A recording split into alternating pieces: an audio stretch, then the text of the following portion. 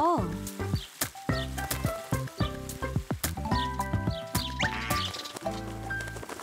OECD 국가 중에 행복 지수가 많이 낮죠. 우리 아이들의 몸에 적신호가 오고 있기 때문에 교사의 지시에 불이행한다든가 혹은 교실을 이탈한다든가 이런 일련의 이제 수업 방해 활동이라고 흔히 얘기하는 저희 교육청에서도 담당자가 나가고 정신건강 전문가가 나가서 같이 솔루션을 찾습니다. 또 학부모들 사이에서는 이건 자료가 남아 이런 게 있는데 혹시 부모의 동의 없이 아이를 막 이렇게 좀 도울 수 있는 방법이 좀 있나요? 세종화학교 가자 오늘도 등교해주신 여러분 대단히 감사합니다. 자, 오늘 또 제 옆에는 든든한 두 분이 함께해 주시는데요. 먼저 류은주 씨 질문이 있어요. 저희가 기습 질문. 네. 요즘 행복하세요? 아, 네. 저는 늘 행복합니다. 저 늘 행복하고요. 그리고 다른 사람도 행복했으면 좋겠다는 느낌으로 제 컬러링이 모두 행복해져랍니다. 왠지 안 행복해도 막 주문처럼 외우시는 거 아니에요? 괜찮으세요? 네, 맞아요. 주문 같아요. 네. 아, 좋습니다. 파이팅이고요. 우리 교수님, 네. 행복하시죠? 저를 아는 분들은 믿기 어려우시겠지만 행복합니다. 좀 어떤 부분에서 행복을 찾으세요? 첫 번째는 가족이고요, 무엇보다. 그리고 제가 이제 가르치는 일을 하다 보니까 가르치는 사람들은 숙명처럼 학생들을 보면서 기운이 빠지기도 하다가 기운이 나기도 하고 네. 그렇습니다. 네, 그렇습니다. 과연 이분은 어떨지 좀 궁금한데요. 오늘의 스페셜 게스트 세종시 교육청 박옥남 장학관님 함께하십니다. 안녕하세요. 네, 안녕하십니까. 저는 세종시 교육청에서 학생들의 정신 건강을 담당하고 있는 박옥남 장학관입니다. 네, 우리 학생들의 정신 건강을 담당해 주시는데 우리 박옥남 장학관님은 어떻게 좀 행복하신가요? 그럼요. 저는 너무 늘 행복하게 살고 있습니다. 네, 네. 정말 다행입니다. 그런데 우리가 이렇게 행복을 느끼지만 사실 대한민국이 OECD 국가 중에 행복 지수가 많이 낮죠. 거의 최하위권이고 문제가 뭐냐면 우리 어린이 청소년들의 행복 지수가 자 역시나 최하위권을 기록하고 있다는 것. 우리 아이들의 몸에 적신호가 오고 있기 때문에 아이들의 마음 건강에 대한 이야기를 좀 나눠보려고 하는데요. 우리 교수님께서 이 정서 행동 위기 학생에 대한 설명을 좀 해주시면 좋을 것 같습니다. 예. 정서 행동 위기 학생, 말 그대로 위기에 놓인 학생들입니다. 예를 들자면 이제 심리나 정서 혹은 행동상의 문제로 정상적인 교육 활동에 참여하지 못하는 학생들, 이런 학생들을 우리가 이제 정서행동 위기 학생이라고 얘기하는데요. 우리가 흔히 얘기하는 ADHD라고 하는 학생들 수치도 굉장히 높게 나타나고 있고요. 이 정서행동 위기 학생들이 보이는 행동적 특징으로는 교사의 지시에 불이행한다든가 혹은 교실을 이탈한다든가 혹은 다른 친구들을 자꾸 건드리면서 집중하지 못하는 이런 일련의 이제 수업 방해 활동이라고 흔히 얘기하는 이런 행동들을 많이 보이기 때문에 그러다 보니까 개인의 문제를 넘어서서 전체의 문제, 학급 전체의 문제로 확대되는 경우가 많이 있지요. 예. 네.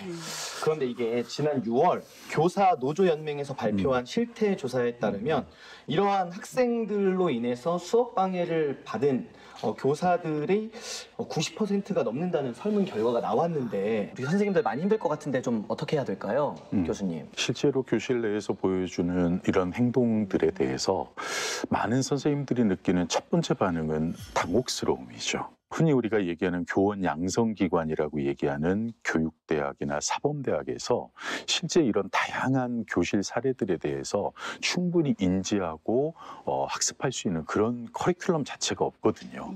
그 말 그대로 이제 임용고시를 합격을 위한 공부에만 매진하다 보니까 실제 현장에서 느끼는 그 당혹감은 이루 말할 수가 없습니다. 그리고 특히나 요즘처럼 개인의 인권이나 이런 것들이 강조되는 사회이다 보니까 섣불리 접근했다가는 괜히 학생들의 인권을 침해했다라고 또 교사 본인이 피해를 받는 그런 경우도 있을 수 있고요. 그러다 보니까 많은 교사분들이 이 정서행동 위기 학생들을 겪고 나면은 어떤 교사로서 자신이 할 수 있는 일이 그리 많지 않다라는 것에서 오는 무력감이나 혹은 우울감 혹은 자책감, 많은 심리적 소진까지 이어지고 있다는 그런 결과들이 보고되고 있습니다. 네. 우리 또 윤주 씨, 네. 네, 학부모 입장에서 이런 상황들 좀 교실에 대한 어려움을 좀 체감하고 계십니까? 네, 일단 저는 학부모 대표로서 학교에 자주 가기 때문에 실제로도 많이 보고, 그리고 아이들이 얘기해 주는 거는 또 한계가 있잖아요. 많이 보고 선생님들이 어려움 겪고 있는 거를 알고 있습니다. 네. 네, 그렇습니다. 아무래도 사실 접근하기가 굉장히 어렵습니다. 학생이 왜 그러는지에 대한 파악도 굉장히 좀 어려울 수 있는데, 그래서 이 부모님들이 먼저 좀 아이들을 이해할 수 있는 그러한 교육 프로그램이 세종시에서 또 만들어지고 있다고 하네요. 세종 학생 정신건강센터에서는 학교 방문 지원 사업의 일환으로 학부모 정신건강 세미나를 진행하고 있다고 합니다. 영상을 저희가 또 준비를 해봤는데요. 한번 만나보시죠.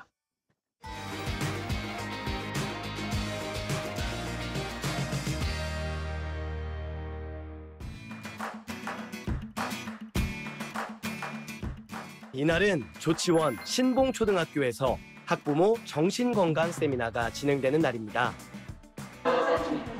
자녀들의 마음을 이해하고 정신건강을 돌볼 수 있는 교육인 만큼 학부모님들이 더욱 관심을 갖고 참여해 주셨는데요.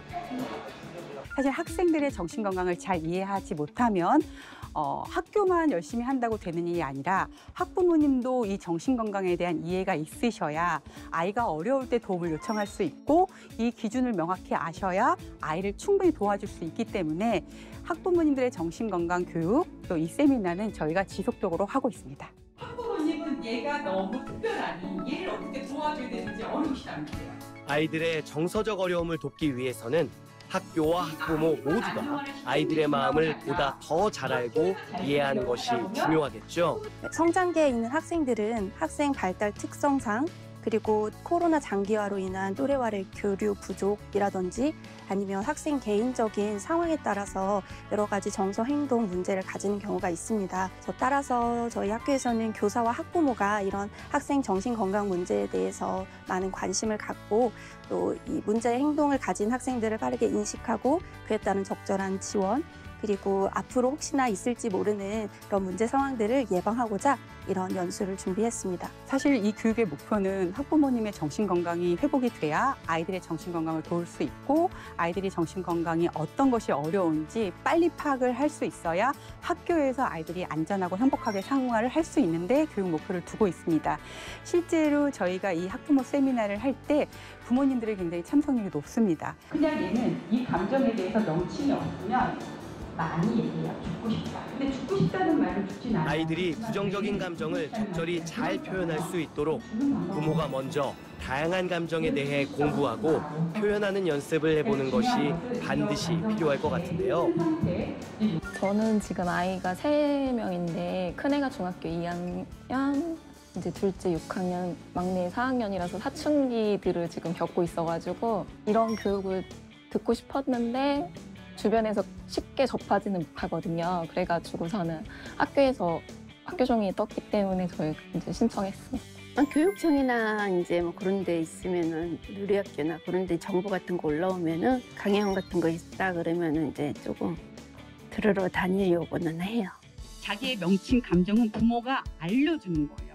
너 그래서 우리 아이들의 정신건강을 살피기 위해서는 학부모뿐만 아니라 선생님도 아이들의 다양한 정서에 대해 자기가 알고 이 감정을 있어야겠죠. 어떻게 대처하는지조차 모릅니다.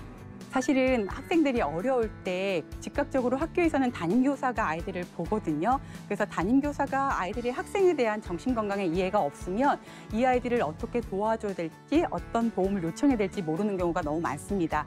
그래서 초등학교뿐만 아니라 초중고 담임 선생님들을 대상으로 저희가 컨설팅을 다니고 있거든요. 첫 번째로는 학생 정신건강에 대한 리터러시 교육이 2차시 있고요. 또 자살자의 예방 교육이 4차시가 되어 있습니다. 그리고 또 학부모님들이나 학교 또 따로 요청을 할 때는 다른 구성으로도 도움을 드리고 있습니다.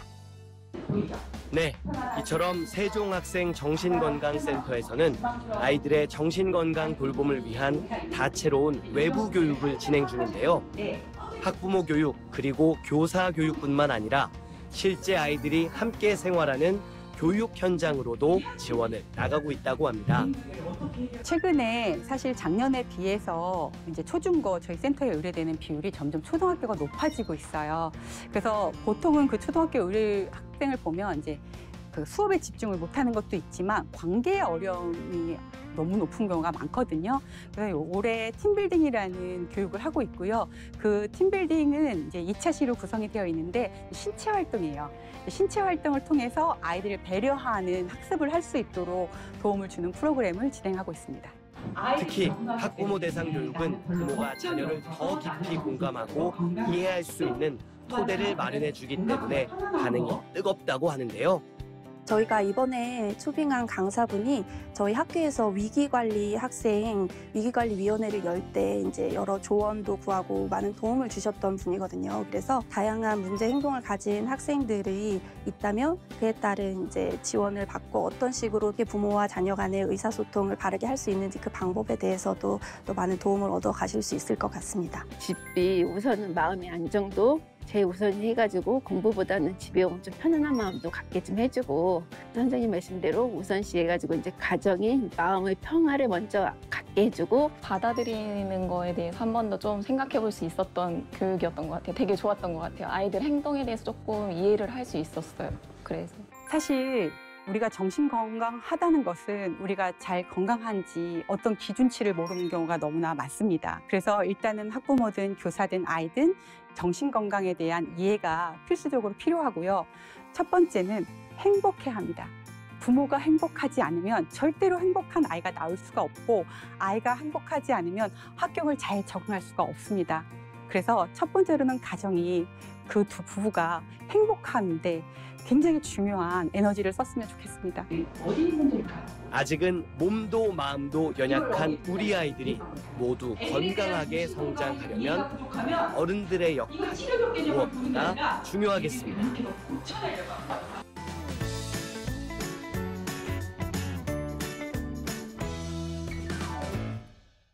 네, 준비된 영상 잘 봤고요. 정서행동 위기 학생들의 경우 아무래도 수업에 방해가 되는 경우가 좀 많다 보니까 이게 학부모들 사이에 사실 수업에 방해가 돼서 우리 아이가 수업을 잘 못 들으면 어떡하나 또 이러한 걱정도 있을 수 있고요. 장학관님, 이 정서행동 위기 학생을 지원하기 위한 위기관리위원회라는 게 있다고 들었는데 네. 혹시 어떤 건가요? 그 위기관리위원회는 우리 학급에서 정말 ADHD까지는 진단은 안 됐지만 정말 학급에서 적응이 어렵다 그러면 저희가 교육청하고 학교에서 교육청과 세종학생정신건강센터에다가 위기관리위원회를 좀 참여해 주십시오라고 교수님 말씀하신 것처럼 전문가까지 저희가 학교를 갑니다. 가면 학교의 관계자들, 뭐 담임교사, 교장, 교감, 또 심할 땐 교장님까지 있지만 또 뭐 어느 정도면 교감 선생님까지 참여하시고 상담교사, 보건교사, 뭐 학년 부장님 이렇게 같이 모이신다면 저희 교육청에서도 담당자가 나가고 그리고 정신건강 우리 학생 정신건강센터에서 정신건강 전문가가 나가서 같이 솔루션을 찾습니다. 그럴 때 사실은 부모님이 꼭 나와주셔야 돼요.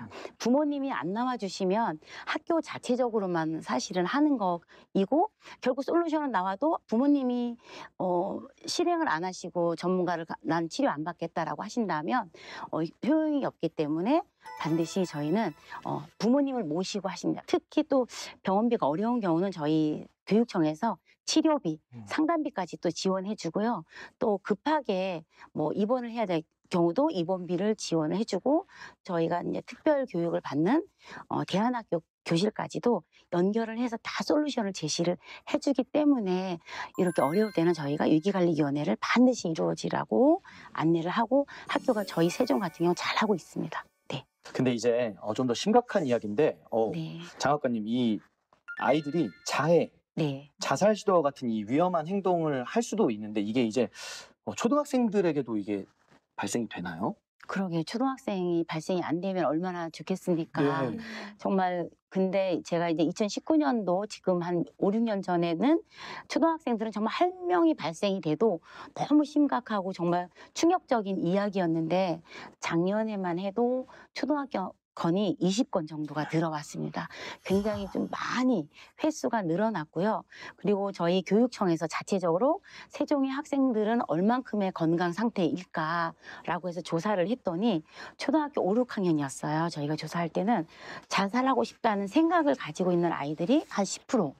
그리고 정말 실제 나는 자살을 해봤다, 자살 시도를 좀 해봤다고 하는 것이 2% 정도인데, 저희도 작년에 요 조사를 하면서 아이들이 초등학교라고 정말 그냥 상태가 무방비 상태로 그냥 있진 않구나. 그래서 초등학교에도 굉장히 심각하다는 것인데요. 이것이 왜 그런가 봤더니 외롭다는 거였습니다. 이제 그런 것들이 있다는 것을 현상입니다. 네. 문제가 좀 심각한 것 같은데, 예, 이제 사실 이 정서 행동 위기 학생 뭐 이러한 단어가 굉장히 좀 어떻게 보면 되게 가정교육 못 받은 아이, 막 버릇없는 아이, 그냥 이렇게 뭐 어른들은 생각을 할 수도 있잖아요. 근데 이렇게 그냥 치부해버리면 그냥 해결될 문제가 아니라고 생각이 들기 때문에 좀 우리 정서행동 위기 학생들을 위해서 좀 이해를 하면 좋을까요?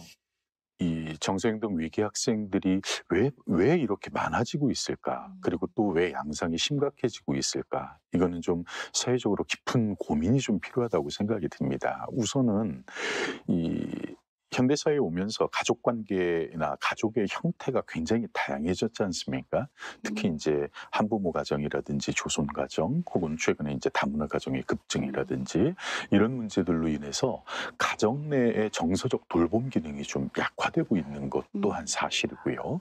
그리고 최근에 얼마 전에 있었던 정인이 사태에서 보는 것처럼 학대나 방치, 돌봄 방치 이런 것 등으로 인해서 잘못된 교육 형태가 또 아이들에게 주는 그런 영향도 있을 것이고요. 외부적인 요인으로는 우리나라의 학교가 워낙 이제 경쟁적인 그 시스템이다 보니 그 과정에서 자기가 원하는 학업 성취를 이루지 못했을 때 느끼는 어떤 실패감, 이런 것들이 장학관님 말씀하신 우울감이라든지 이런 것들로 이어지고, 특히 코로나 전후로 해서 그리고 스마트폰의 발달 뭐 이런 것들로 인해서 대화가 단절되고 이러면서 생기는 고립감이라든지 외로움 같은 것, 이런 것들이 실제로 우리 아이들의 정신건강에 지대한 영향을 끼치고 있다. 그러니까 이것은 그 한 아이의 특별한 그 아이만의 어떤 문제라기보다는 이런 여러 가지 외부적인 요인들이 복합적으로 작용해서 나타난 결과다, 이렇게 봐야 될 것 같습니다. 네. 네. 또 학부모들 사이에서는 이건 자료가 남아. 그렇기 때문에 정신과보다는 뭐 가정의학과나 뭐 이렇게 하는 게 좋아라고 우회적으로 좀 이렇게 하는 게 좋아. 애기가 혹시 나중에 학교 갈 때 방해가 될 수도 있으니 이런 게 있는데, 혹시 부모의 동의 없이 아이를 막 이렇게 좀 도울 수 있는 방법이 좀 있나요? 말씀하신 것처럼 이제 부모의 미동의는 사실은 저희가 이제 교육부에서부터 시작된 2012년도에 이제 3년에 한 번씩 하는 초1, 4학년, 중고 1학년 아이들의 정서 행동 특성 검사라는 걸 했어가지고, 그때 당시 할 때는 우리 아이가 정신병이야, 정신질환이 하면서 한 번도 잘 안 가고 그랬는데 10년이 넘으면서 이 부분이 굉장히 일상화되고 하면서 이제는 정신과에 가야 돼라는 분위기로 넘어가곤 있어요. 그러면서 그 한 축으로 우리가 이렇게 아이들이 위기 학생이 나타나면 관심군이나 뭐 조금 검사 수치가 높으면 저희가 상담비도 지원해주고, 작년에는 교육부에서도 많이 예산을 줘서 무조건 정신건강으로 힘들어하는 아이들은 다 치료비를 대줘라. 그리고 학부모님들도 안 가려고 하는 거부하시는 분들도 학부모 코칭비를 대줘라 해서 저희가 세종에서 굉장히 이걸 아주 굉장히 강력하게 잘 가고 있어서 지금 웬만해서 정신건강으로 좀 조기 발견한 아이들은 90% 이상이 이제 상담이나 치료를 받고는 있습니다. 그래도 이제 부모님께서 염려하는 것처럼 가정에서 아이들을 좀 교육에 있어서 같이 협력하는 그런 것들이 좀 필요하지 않을까. 그래서 부모 교육이 굉장히 중요하다고 생각이 듭니다.